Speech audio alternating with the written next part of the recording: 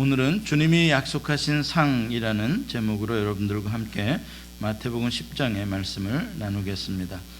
오늘은 미국 독립기념주일입니다.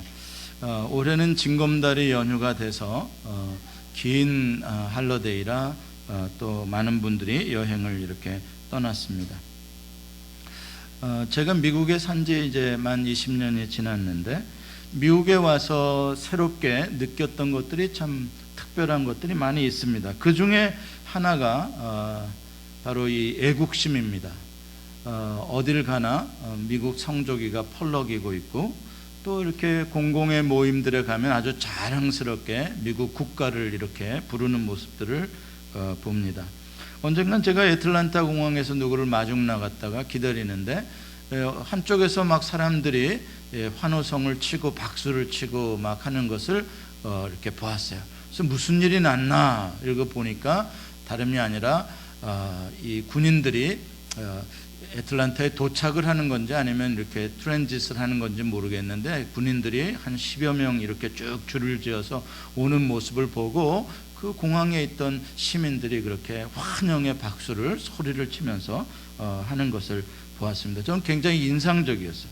요즘에도 가끔 그런 것을 보게 되는데 요새는 이제 별로 안 놀래요. 처음에는 놀랬었는데 을에 이렇게 군인들을 격려해주고 위로해주고 이렇게 시민들이 그들을 높여주는구나 이런 것들을 보게 됩니다. 그래서 그런지 미군들이 좀 뿌옇게 잘생긴 것 같아요. 원래 백인이라 그런가? 아무튼 한인들 같은 경우에는 한국 군인들 같은 경우에 이렇게 휴가 나온 군인들 이렇게 서울역이나 청량역에서 이렇게 보면은 조금 시꺼멓고 못 먹어서 좀 꾀죄죄해 보이고 이랬거든요. 근데 미군들은 이게 좀 있어 보이는 거예요. 예. 그렇습니다. 국가가 굉장히 이 군인들에 대해서 존중해주고 이렇게 시민들도 이렇게 존중해주고 이러니까 이 군인들이 아주 기가 살아가지고 이렇게 늠름한 모습이에요. 오바마 대통령이 아프가니스탄 전쟁할 때 왜 거기서 이 전사한 그 장병들이 이 성조기 관에 탁 이렇게 해가지고 올 때 미군 공군기지에 일찍 새벽에 나가서 그 내릴 때 거기 대통령이 그 군인들을 향해서 탁 격려해주는 이 사진을 아주 인상적으로 보았습니다. 굉장히 이 군인들에 대해서 혜택을 많이 줘요.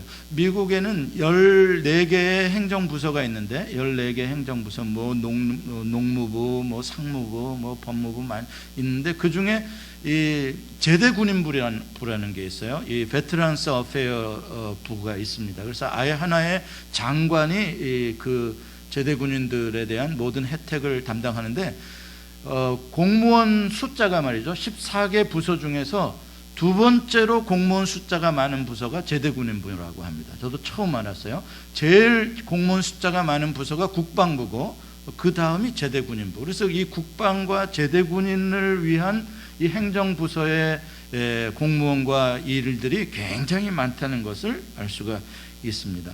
그래서 제대군인들에 대한 혜택들을 쭉 보니까 의료에 관련돼서는 완전히 뭐 거의 100% 혜택을 다 주는 그런 혜택이 있고요. 또 각종 보상, 또 연금, 그 다음에 자기가 원하면 대학교 교육을 또 이렇게 할 수 있는 그 교육, 그다음 직업교육, 그 다음에 취업 알선. 그래서 이 제대군인들을 채용하는 기업들에게 대해서는 인센티브를 주도록 제도가 되어 있어가지고 웬만한 사람들은 제대군인들을 먼저 채용해 주는 그러한 제도를 다 했습니다. 거기다가 집을 살 때 론을 얻을 때에도 혜택이 많이 나오고 주택에 대한 혜택 나오고 보험 혜택 좋고 그 다음에 이 세상 떠날 때 이 퓨너럴 서비스 하는 데까지도 혜택을 다 준다고 합니다. 그래서 그런지 모르지만 미국은 지원 제도잖아요. 그런데도 불구하고 미국 남성의 20%가 5명 중에 1명이 군대를 갔다 오는, 그렇게 군대 가는 것을 선호하는 그러한 모습을 볼 수가 있어요. 그래서 일단 군대 갔다 오면 신분이 확 인정이 되어지고 어딜 가나 베테랑이다 그러면은 말이죠, 이게 존경을 받아요. 그래서 지금이라도 이 연령이 괜찮으신 분들은 한번 지원하시기 바랍니다. 성공하려면 미국에선 군대 가라 이런 말이 있어요. 한국에서도 최근에 문재인 대통령이 취임하면서 현충일을 맞고 6.25 기념일을 맞으면서 국가를 위해서 희생한 사람들에 대해서 나라가 해주는 혜택을 좀 점검을 해야 되겠다, 좀 더 우리도 잘해줘야 되겠다, 이러한 태도로 한국도 바뀌어서 보훈처가 옛날에는 차관급이었는데 장관급으로 이렇게 격상을 시켜주고 여러 가지 혜택을 많이 주고, 군인 장병들 봉급도 거의 2배 올려주려고 지금 생각을 하고 있다고 합니다. 그래서 사병들 봉급이 말이죠, 이제 한 달에 한 40만 원 정도씩 이렇게 받게 될 거라는 거예요. 저는 방위할 때 한 푼도 안 받았습니다. 방위병은 월급이 없습니다. 방위병은 도시락도 지가 싸가지고 가고요, 일하러 가면서 버스비도 지가 냅니다. 국가에서 해주는 게 하나도, 밥도 안 먹여줘요. 그런데 또 시민들은 방위병이라고 또 깔봐요. 야, 이거 여러분 그러면 안 돼요. 방위병이 진짜 애국자입니다. 국가 예산, 세금 예산 축 안 내고 지가 다 알아서 해는 봉사가 어디 있어요. 앞으로 방위병들 보면은 존경의 박수를 이렇게 해주시기를 바랍니다. 제가 방위병 협회 대변인으로. 아무래도 한국은 의무병제이기 때문에 미국처럼 모병제가 아니기 때문에 미국만큼 장병들에게 혜택을 줄 수가 없고, 또 그러려면 또 돈도 너무 많이 필요하니까 한국 같은 나라에서는 좀 제한이 있는 건 사실이죠. 그런데 그래도 좀 아직까지는 좀 경솔한 부분이, 약소한 부분이 없지 않습니다. 사실 선진국일수록 이렇게 국가를 위해서 희생한 군인들과 유공자들에 대한 혜택이 참 많습니다. 선진국일수록 그래요. 돈이 있어서도 그렇지만 그래야 선진국이 되는 거예요. 그래야 나라를 사랑하고 충성하고 그 자부심을 느끼는 그런 생각을 갖게 되는 거죠. 그런 게 없으니까 그 훌륭한 군인들을 한국은 군발이라고 그러잖아요. 군발이가 뭡니까? 나라를 위해서 희생하고 죽도록 고생하고 잠도 못 자고 그렇게 일하는 장병들을 갖다가 우리 존중해 줘야 됩니다. 제가 군인들 보면은 밥이라도 사줄 텐데 요새 볼 일이 별로 없어가지고. 근데 여러분 진짜 좋은 나라는 하나님 나라입니다. 그렇죠? 미국보다 하나님 나라가 더 좋죠. 그렇다면 미국이 가지고 있는 보훈 제도, 미국이 보훈을 이렇게 잘해준다 그랬는데 하나님 나라의 보훈 제도는 얼마나 좋을까요? 그렇죠?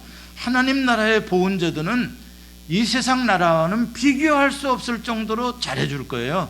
그래서 예수 그리스도의 좋은 군사로 우리가 평생 살다가 제대하고 하나님 품에 안겼다, 그러면 하나님이 나와서서 격려 탁 해줄 거야. 이야, 너 순교했구나. 나를 위해서, 이 나라를 위해서 그렇게 생명을 얻으려고 영적인 전투를 하고 순교하고 온 그러한 성도들에게 왜 하나님 우리 왕이 이 격려를 안 해주겠습니까? 오바마도 격려를 해주는데. 오늘 본문 42절은 이렇게 말씀합니다. 같이 한번 읽어보겠습니다. 시작. 또 누구든지 제자의 이름으로 이 작은 자 중 하나에게 냉수 한 그릇이라도 주는 자는 내가 진실로 너희에게 이르노니 그 사람이 결단코 상을 잃지 아니하리라 하시니라. 아멘. 이게 무슨 말이냐면 하나님 나라의 보훈 제도를 한마디로 요약해 놓은 거예요. 하나님 나라에서는 누가 상을 받냐? 그러면은 하나님 나라를 위해서 순교하고 목숨을 바친 이 예수의 군사들이 상을 받는 거는 당연하고, 오늘 이 말씀에는 누가 상을 받는다고요? 그 군사들을 위해서 냉수 한 그릇이라도 대접을 해준 사람, 그 사람도 똑같이 보훈 제도로 상을 주겠다는 거예요. 그 사람한테도 한 달에 엄청난 연금을 주고요, 하늘나라의 호화주택도 주고요. 너무나 물질적으로 표현해서 미안합니다만, 아무튼 이렇게 하나님 나라에는 하나님 나라의 군사를 위해서 조금이라도 이렇게 마음을 써준 사람에게까지 보훈 혜택을 다 주는 나라입니다. 그렇다면은 하나님 나라의 군사, 하나님을 위해서 살았던 사람들은 두말할 필요도 없는 거죠. 그들을 위해서 조금만 대접해도 그렇게 상을 받는데, 하물며 하나님 나라의 일꾼들은 얼마나 큰 상을 받겠습니까? 자, 그렇다면 오늘 이 말씀에 주님께서 가르쳐주고자 하시는 뜻은 무슨 뜻일까요? 하나님 나라 복음을 위해서 일하는 일꾼들을 다 잘 대접해줘라 라는 그런 말씀이죠. 맞습니다. 왜냐하면 하나님 나라를 위해서 일하는 일꾼들이 보면 이 세상에서 고생을 많이 하거든요. 하나님 나라를 위해서, 복음을 위해서 일하는 일꾼들을 보면은, 오늘 마태복음 10장에 안 읽었지만 쭉 예수님이 하신 말씀을 보면, 너희가 세상에서 복음 때문에, 나 때문에 미움을 받으리라. 너희가 세상에서 복음 때문에 생명의 위협을 받고 세상의 권세자들이 너희를 넘겨주게 되고 너희가 많은 핍박을 받을 것이다. 또 너희가 복음 때문에 심지어는 가족 간에도 관계가 깨어지는 아픔을 경험하게 될 것이다. 그래서 복음을 위해서 일하는 일꾼이라는 것은 아예 자기 십자가를 지고 간다고 생각해야지, 그래야지 복음을 위한 일꾼이 될 만큼 이 세상에서는 정말 가난하고 누가 알아주지도 않고 정말 작은 자여 약한 자다. 그런데 그런 일꾼들을 누군가가 위로해주고, 그런 일꾼들을 격려해주고, 참 그 옛날에 더운 팔레스타인 지방에 다니면서 목마르는데 냉수 한 그릇이라도 주의 복음을 전하는 일꾼이라고 귀하게 여기고 냉수 한 그릇이라도 준다면 주님이 너무 기뻐하시는 거예요. 이렇게 세상이 다 그 사람들을 그냥 헐뜯고 핍박하고 그냥 우습게 알고 이런 세상인데, 그 중에서도 이렇게 그런 일꾼들을 생각해 주는 사람들이 있으면 주님이 대접받으시는 것으로 여기시고 너무나 기뻐하시면서 그 사람들 이름 꼭 기억해 두셨다가 결탄코 상을 잃지 않게 해주시겠다고 하나님 나라의 왕이 약속을 한 거예요. 오늘 꼭 내가 기억해서 상 주겠다, 그 사람들 상 주겠다고 이야기를 하시는 것입니다. 구약 열왕기상 17장에 보면은 선지자 엘리야 이야기가 나오는데, 엘리야가 하나님의 말씀을 전하는 선지자 아닙니까? 그러다가 이 아합 왕한테 미움을 받아가지고 아합 왕이, 또 이세벨 왕비가 이 엘리야를 죽이고 싶었어요. 그래서 어떻게든지 엘리야를 죽이려고 군대를 여러 번 보내고 막 그랬어요. 그러니까 하나님이 몰래 가뭄 가운데서 그리 시냇가에 숨겨서 까마귀로 먹이고 그리 시냇물을 먹게 했어요. 근데 가뭄이 3년 반이 넘어가니까 시냇물도 다 말랐어요. 그래서 하나님이 이번에는 저기 아예 다른 나라, 시돈이라는 나라로 엘리야를 피신을 시킵니다. 야, 그리로 가라. 거기 가면 내가 한 과부를 예비해 놨다. 그러고서는 이제 간 곳이 사르밧이라는 곳을 엘리야가 가게 됩니다. 근데 하나님이 예비한 사람이 누구냐면 한 과부인데, 그 과부도 가뭄이 들었으니까 먹을 게 없고 물을 구하기도 어렵고, 그러니까 이제 자기 아들 하나밖에 없는 독자랑 그 마지막으로 음식을 해먹고 죽을 그런 절박한 위기 상황에 그 과부가 처해 있었어요. 근데 그 사정을 아는지 모르는지 이 선지자 엘리야라는 사람이 다른 나라 사람 아닙니까? 먼 길을 걸어왔으니까 이 외모는 거짓골 아니겠어요? 근데 오더니 글쎄 그 과부한테 물 좀 가져오시오 그러는 거예요. 물 한 잔이 지금 얼마나 귀한 때요, 그 가문에. 그런데 뭐 물 맡겨 놓은 거 있어? 물 가지고 오시오. 다 그래 이제 물 떠다 줬더니 물 마시고 나더니 떡도 좀 가져오시오. 당신이 날 언제 봤다고 떡 내놓으라, 물 내놓으라 그러냐 말이에요. 여러분, 부잣집에 가서 좀 그러면은 괜찮은데, 친구는 정말 보태줘도 지금 아쉬울 판에 있는 사람한테 그게 뭡니까? 진짜 이건 분위기 파악도 못하는 거죠. 그런데 그 요구를 이 과부가 다 들어줍니다. 떡도 갖다 줘요. 거기 17장 12절에 이 과부가 뭐라고 말을 하냐면 이런 말이 나와요. 당신의 하나님 여호와께서 살아계심을 두고 맹세하노니. 이게 사르밧 시돈 땅에 살던 그 과부가 엘리야에게 한 말이에요. 당신의 하나님 여호와께서 살아계심을 두고 맹세하노니. 이 말을 보면은 이 과부가 두 가지 사실을 알고 있어요. 지금 엘리야는 그냥 거지가 아니라, 그냥 타국인 나그네가 아니라 여호와 하나님이 보내신 선지자다라는 것을 알고 있고, 두 번째, 이 엘리야의 하나님 여호와는 살아계신 분이시다, 죽은 신이 아니다라는 것을 믿음으로 고백하고 있어요. 두 가지를. 그 고백을 하면서 물도 주고 떡도 대접했던 것이에요. 이건 무슨 말이냐면, 이 과부가 엘리야의 인간됨이나 엘리야의 그런 성품이 훌륭해서 사귀어보니까 이 사람 참 훌륭하니까 내가 대접해줘야지, 이렇게 했던 게 아니라 그냥 하나님이 보내신 선지자라는 사실만으로도 이렇게 그 어려운 시기에 그 귀한 물과 떡을 대접해 주었다는 거예요. 그래서 오늘 41절에 예수님께서 그 이야기를 이렇게 표현하고 계시는 거예요. 오늘 본문에서 같이 읽어보겠습니다. 시작. 선지자의 이름으로 선지자를 영접하는 자는 선지자의 상을 받을 것이요, 의인의 이름으로 의인을 영접하는 자는 의인의 상을 받을 것이요. 선지자의 이름으로 선지자를 영접한다는 건 무슨 말이냐면, 이 선지자가 얼마나 훌륭하고 얼마나 좋은 사람인지 사귀어보고 난 다음에 그만한 가치가 있으니까 대접하는 게 아니라, 개인적으로 그 사람이 어떤 사람인지는 잘 몰라도 공적으로 그 사람이 하나님의 메신저고 선지자라는 하나님의 말씀을 전달하는 사명자라는 것만으로도 그 선지자의 이름만으로 선지자를 영접했다라는 뜻인 거예요. 그렇게 하면 어떤 상을 받는다고요? 선지자보다 조금 받는데요, 많이 받는데요? 상을 많이 받는다고는 안 했어요. 그렇다고 조금 받는다고도 안 했어요. 선지자의 상을 받을 것이다 그랬어요. 대접을 했는데 선지자랑 똑같은 상을 받는다는 거예요. 대단한 것입니다. 여러분, 선교사 되고 싶은 분들 가운데 근데 선교사 참 그 영광스러운 직분 하고는 싶은데 내가 참 진짜 내 더운 게 싫어서 선교사가 못됐다, 벌레가 싫어서 내가 선교사가 못됐다, 이런 분들 계시죠? 여러분, 선교사의 상 받을 방법을 가르쳐 드릴게요. 선교사로 안 나갔어도 똑같은 상을 받을 방법이 있어요. 어떻게 하면 된다? 선교사님들 잘 대접해드리면 선교사가 받을 상을 그대로 똑같이 받게 된다, 이렇게 말씀하고 있습니다.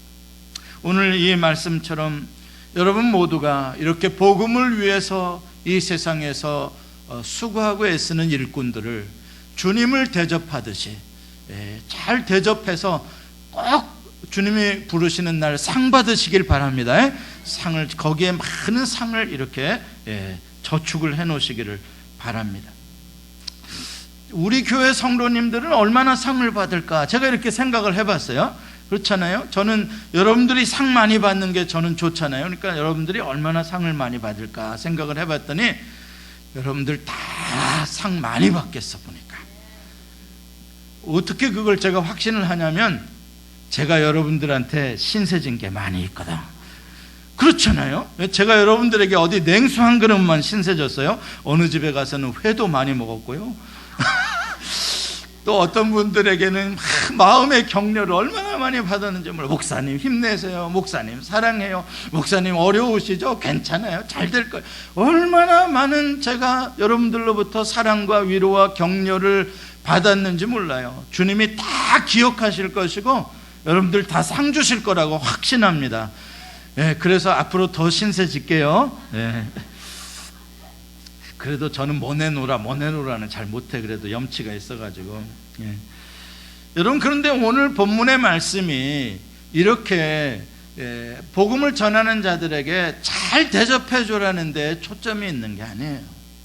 오늘 본문의 말씀은 우리가 잘 읽어야 돼요.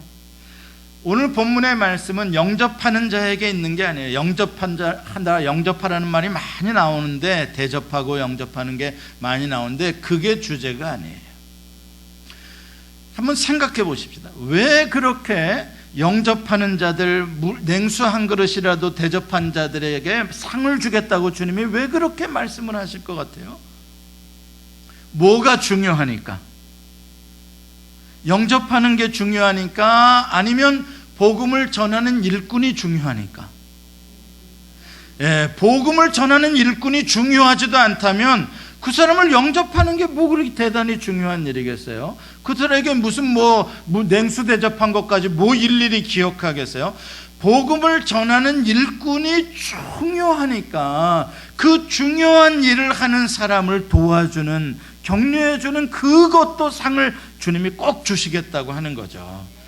그러면 복음을 전하는 일꾼이 왜 그렇게 중요하게 생각되는 거예요? 주님이 뭐가 중요하니까? 복음이 중요하니까. 복음이 중요하니까 복음 전하는 일꾼이 중요하고, 그 일꾼들이 복음을 전하는 데에 도와준, 영접하는 사람들까지도 주님이 중요하게 여겨주신다는 말씀이죠. 자, 그러니까 오늘 본문의 초점은 여러분 보고 영접하는 자가 되라는 데에 있는 것이 아니라 여러분들을 복음을 전하는 일꾼이 되라라고 주님이 말씀하시는 거예요. 나는 그냥 영접하는 자만 될래, 나는 대접하는 자만 될래, 그러지 마시고 우리 주님이 여러분 한 분 한 분을 이 땅에 복음을 전하는 일꾼으로 부르셨잖아요. 여러분들을 모집한 이유가 복음의 일꾼이 되라고 세상에 보내셨잖아요. 그러니까 여러분들이 나는 대접하는 사람만 될래 하지 말고 여러분 자신이 복음을 전하는 일꾼으로, 주님의 살리아로, 주님의 살리아라는 말은 대리자라는 말이에요. 메신저, 에이전트, 주님의 복음을 전하는 대리자로 이 세상에서 살아가라라는 그런 말씀입니다. 여러분, 이 샬리아라는 대리자라는 히브리 말은 어떠한 그 전통 가운데 나오는 말이냐면, 왕이 어떤 메신저, 사신을 보낸다 그러면 그 사람을 샬리아라고 하는데, 왕의 샬리아죠. 그러면 그 왕의 샬리아를 맞이하는 사람들이 왕을 맞이하듯이 그 샬리아를 맞이하는 거예요. 굉장히 존중해서 맞이하는 겁니다. 왜냐하면 그는 왕이 보낸 왕의 대리인이기 때문에 그런 거예요. 왕을 영접하는 것처럼 영접을 하는 것이죠. 다시 말해서 지금 오늘 본문 40절에 보면은 주님께서 뭐라고 말씀하시냐면 이런 말씀을 하세요. 같이 읽어볼까요? 시작. 너희를 영접하는 자는 나를 영접하는 것이요, 나를 영접하는 자는 나를 보내신 이를 영접하는 것이니라. 다시 말해서 복음을 전하는 일꾼을 잘 영접한다. 영접한다는 건 그냥 하룻밤 재워주고 밥 좀 먹여준다는 정도가 아니에요. 그러한 물질적인 육체적인 정도가 아니라 여기서 영접한다는 것은 이 웰컴 한다는 건 잘 receive, 잘 받아들인다는 건데, 사람만 잘 대접해 주는 게 아니라 그 사람이 누구로부터 보냄을 받았는지 그 보내신 분을 인정해드리고 높여준다는 것이고, 그 보내신 분의 메시지를 존중하고 받아들인다라는 뜻이 영접하다라는 뜻입니다. 그래서 바로 복음 전하는 일꾼을 영접하면 그것은 곧 그를 보내신 예수님을 영접하는 것이고, 예수님은 또 성부 하나님께서 이 땅에 보내신 하나님의 대리인 샬리아죠. 그러니까 결국은 하나님을 영접하는 것이 되는 것이고, 왕을 영접했기 때문에 그 사람은 하나님 나라에 속하게 되는 그런 복을 누리게 되는 것입니다. 사도행전 10장에 보면 로마의 백부장 고넬료라는 사람의 이야기가 나옵니다. 고넬료는 굉장히 신실한, 이방인이면서도 하나님을 섬기는 그런 신실한 사람이었는데, 하루는 기도 중에 하나님의 메시지를 듣습니다. 요바에 있는 사도 베드로를 초청해서 하나님 나라의 말씀을 받으라. 그래서 이제 사환을 보내서 자기 집으로, 가이사랴로 베드로를 초청을 합니다. 그래서 이제 베드로가 오기 전에 자기 친구 친척들 다 자기 집에 모아놓고 베드로가 딱 들어오니까 어떻게 하냐면, 자기는 물론이고 모든 가족들이 베드로 앞에 무릎을 꿇고 다 엎드리는 거예요. 꼭 왕을 맞이하듯이 엎드리는 거예요. 베드로가 깜짝 놀래요. 왜 이러십니까? 나 그냥 사람입니다. 왜 나에게 이렇게 엎드리십니까? 근데 고넬료가 뭐라고 말하냐면, 우리가 하나님의 말씀을 받으려고 하나님 앞에 엎드렸나이다 라고 말하는 거예요. 그럼 베드로 앞이 아니라 베드로를 샬리아로 보내신 하나님 앞에 내가 엎드렸다라고 표현을, 이게 영접인 거예요. 영접. 인간적으로 보면은 로마의 백부장 장교가 저기 갈릴리 어부 베드로랑 비교할 거리가 아니죠. 누가 누구에게 엎드려야 되는 거예요. 그런데 그게 아니라 고넬료는 하나님이 보내신 메신저라고 생각하고 베드로 앞에 엎드렸던 것이죠. 그렇습니다. 복음을 전하는 일꾼이 중요하기 때문에 사회적으로는, 세상적으로는 그들이 가난하고 많이 배우지 못하고 연약할지 몰라도 그들이 전달하는 메시지, 이 복음이 중요하기 때문에 그들을 잘 대접해 주라는 것이 주님의 메시지입니다. 뿐만 아니라 대접해 주는 자리만이 아닌, 주님이 더 중요하게 생각하는 것은 여러분 자신이 복음을 전하는 일꾼으로 헌신을 하셔야 한다. 그것이 주님이 부르신 목적이다.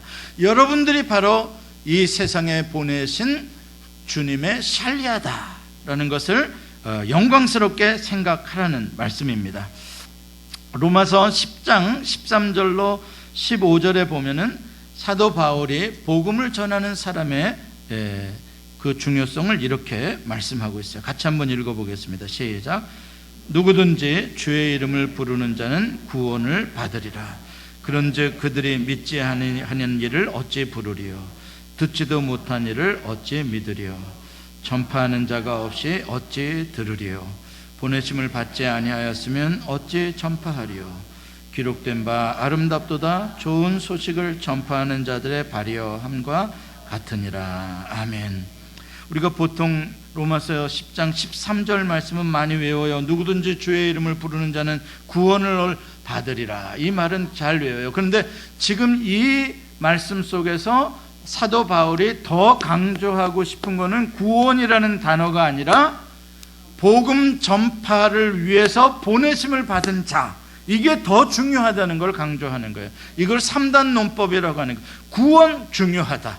구원 중요한 거 사실이야. 주의 이름을 부르는 자 구원을 얻어. 근데 누가 주의 이름을 부르냐? 복음을 들어야 부를 거 아니냐? 그럼 누가 복음을 듣는 자냐? 전하는 사람이 있어 줘야 들은 사람이 있을 거 아니냐? 누가 복음을 전하는 자냐? 예수님이 보낸 사람이 있어야 전할 거 아니냐? 이렇게 해서 진짜 중요한 건 예수님으로부터 복음을 전파하라고 보내심을 받은 자가 이렇게 중요한 거다. 그래서 그들의 복음을 전하는 발이 아름답다라고 이사야서에서, 그렇게 구약에서도 노래를 하고 있다라고 말씀합니다. 그렇습니다. 사랑하는 성도 여러분, 하나님 나라에서 가장 큰 보상, 보훈을 받을 대상, VVIP, 하나님 나라에 가서 가장 귀한 상을 받을 사람이 누구냐? 복음을 증거해서 전도해서 영원히 죽을 수밖에 없는 사람들을 하나님 앞으로 인도한, 영생을 얻도록 한 바로 그 전도자들이 하나님 나라에서 가장 큰 상급을 받을 자들이라는 것을 믿으시기 바랍니다. 여러분, 이 세상에서는 우리가 비록 가난하고 알아주지 않고 뭐 별 볼 일 없이 생각할지 몰라도 우리 그런 거 개의치 않아요. 진짜 하나님 나라, 영원한 나라에 가봐서 거기서 하나님으로부터 칭찬 듣고 박수 받고 상 받는 사람이 진짜 부자인 거예요. 하나님 나라 가서 개털 모자 쓸 사람, 이 사람들 부러워할 거 하나 없어요. 이 세상의 영광은 잠시 있다가는 안개와 같은 거예요. 여러분들, 비록 이 세상에서는 가난하더라도 복음을 전하는 일꾼으로 사시기를 바랍니다. 그래서 하나님 나라 가셔서, 야, 너 전도 많이 했다, 너 때문에 복음 듣고 예수 믿은 사람 정말 많았다, 하나님으로부터 꼭 칭찬받으시길 바랍니다. 목사라고 선교사라고 세상 이 교회에서 무슨 장로라고 그 직책 때문에 하나님이 상 주시는 게 아니라, 직책과 상관없이 여러분 모두가 다 하나님 나라의 선교사로 부름을 받았다는 사실을 믿으시고, 복음을 때를 얻든지 못 얻든지 여러분 주변에 힘들고 어려운 이웃들에게 부지런히 교회로 예수 그리스도 앞으로 인도하는 여러분들이 되셔서 주님으로부터 칭찬과 상급을 많이 받으시는 여러분 모두가 되시기를 바랍니다. 같이 기도하십시다. 하나님, 주님이 이렇게 알아주시니 참 감사합니다. 주님의 복음의 일꾼들만이 아니라 그들을 위해서 냉수 한 그릇 대접한 사람들의 그 이름과 그것까지도 기록하시고 주님이 반드시 상을 주시겠다고 하셨는데, 하물며 주를 위하여 눈물을 흘려 헌신하여 복음을 전하는 귀한 사명을 감당하는 성도들, 힘들고 어려워도 주님이 일일이 기억해 주실 것을 알며 오늘 위로를 받으며 더 하나님 나라의 귀한 전도의 일꾼들이 되기를 원하오니, 주여 우리 예수소망교회 모든 성도들은 하나님 나라에 올라갔을 때에 정말 내가 결단코 상을 잊지 않는 그러한 주님으로부터 상을 받는 성도들 되게 해 주시옵소서. 예수님의 이름으로 기도합니다. 아멘.